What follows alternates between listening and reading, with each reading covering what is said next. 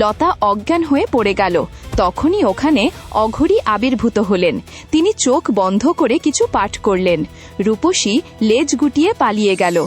এখন রূপসী, লতা আর রুহি মুখামুখি দাঁড়িয়েছিল। এত কিছু ঘটে গেল আর আমি বুঝতেই পারিনি। মা, লাবণী ওখানে আটকা পড়েছে। এখন কি হবে? বাবা এতগুলো বছরে আমাদের কথা একবারও মনে করেনি, আর আজ যখন আমাদেরকে প্রয়োজন তখন নিজের সন্তানদেরই ঢাল বানিয়েছে।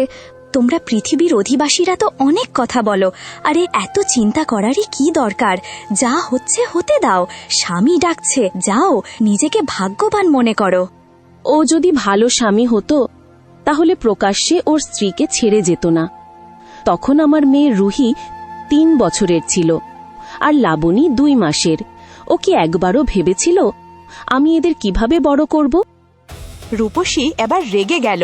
ও বিড়ালের রূপ ধারণ করল আর ওদেরকে সাথে নিয়ে নিউমোরা গ্রহে পৌঁছে গেল। এসো এসো লতা, তোমাকে স্বাগতম। এত বছর পরে তোমার স্বামীকে দেখে কেমন লাগছে?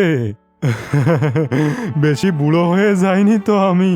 হ্যাঁ, বলো আমাকে কেমন লাগছে? আমি এখানে এসে খুবই খুশি হয়েছি। তোমাকে দেখে সত্যি খুবই ভালো লাগছে। স্ত্রী তার স্বামীকে যতই ঘৃণা করুক না কেন, কিন্তু দূরে থাকতে পারে না। পৃথিবীর বউয়েদের তো এটাই সৌন্দর্য। স্বামী যাই করুক না কেন, ওরা স্বামীদেরকে পুজো করা বন্ধ করে না। তুমি কি রুহি আর লাবণীকে ওদের বাবার সম্পর্কে বলনি? লাবণী তো সবসময় শুধু চিৎকারই করে এখান থেকে যাওয়ার জন্য।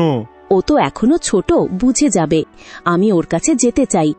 ওকে সব বুঝিয়ে বলবো, তারপর আমরা শান্তিতে জীবন কাটাবো। সর্দার, লতাকে লাবণীর কাছে নিয়ে যাও, যাও।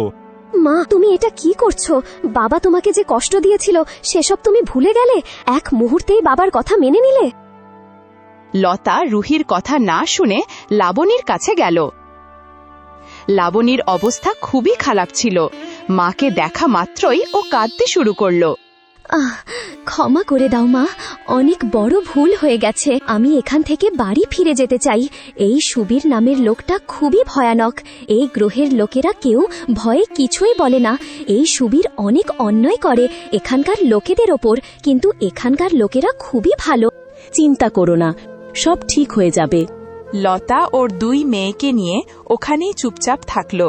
আর সুবীর যখন নিশ্চিত হল যে ওর স্ত্রী এখনো ওদের বিয়েটা টিকিয়ে রেখেছে, ও শান্তিতে ঘুমিয়ে পড়ল। লতা ধীরে ধীরে উঠে রূপসী যেখানে ঘুমিয়েছিল সেখানে গেল। শব্দ শুনে রূপসী উঠে বসে পড়ল।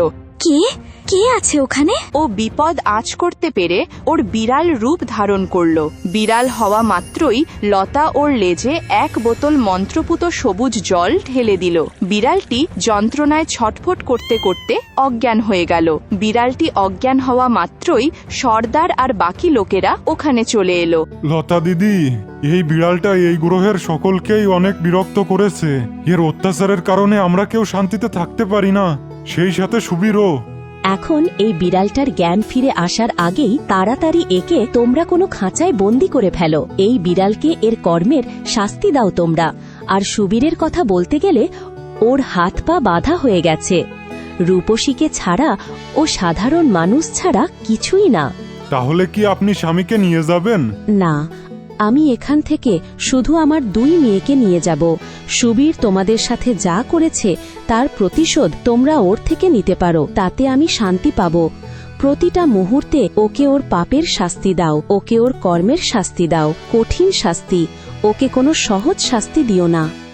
শোনো ভাইয়েরা, রূপসী আর সুবীরকে ওই জাদুকরী স্বর্ণ ঝিলের কাছে নিয়ে যাও। ওই ঝিল এদেরকে প্রতিটা মুহূর্তে এদের পাপের শাস্তি দেবে, আর কখনো এদের মুক্তিও দেবে না। হ্যাঁ, চলো।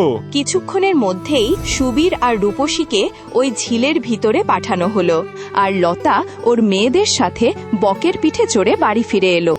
লোভ, অন্যায় ও বিশ্বাসঘাতকতার ফল কখনোই ভালো হয় না। জাদু বা ছলাকলার মাধ্যমে অন্যকে দাস বানিয়ে রাখলেও শেষ পর্যন্ত সত্য ও সততারই জয় হয়।